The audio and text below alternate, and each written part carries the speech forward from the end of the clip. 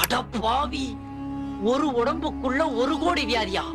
இந்த மாதிரி தீராத நோய் இருக்கிறவங்க கூட இந்த ஜீவ சமாதிக்கு ஒரே ஒரு தடவை வந்துட்டு போனாலே எப்பேற்பட்ட நோயா இருந்தாலும் சரியாயிடும்னு சொன்னா நம்புவீங்களா? அட ஆமாங்க. ஐயாவோட பேர் நாம காளகஸ்தி சுப்பிரமணி சுவாமிகள். காசியில இருந்து இந்த ஊருக்கு வந்து இங்க இருக்க சிவன் ஆலயம் முழுவதுமா புதைந்த நிலையில இருக்கிறத பார்த்துட்டு தாங்கி கொள்ள முடியாம அதை எப்படியாவது புதுப்பிக்கணும்னு முடிவு பண்றாரு. அந்த ஊர்லேயே வைத்தியம் பார்த்து காசு சேகரித்து அந்த கோயிலை புதுப்பிக்கிறாரு. இந்த சுவாமி கிட்ட மனமுருகி வேண்டுனீங்கன்னா எப்பேற்பட்ட தீராத நோயாக இருந்தாலும் ஏதோ ஒரு வழியில் அந்த நோயை தீர்த்து வைப்பார். எப்பேற்பட்ட நோயாக இருந்தாலும் ஐயா தீர்த்து வச்சுருவாங்க. அவ்வளோ ஒரு மகிமை உள்ள ஐயா.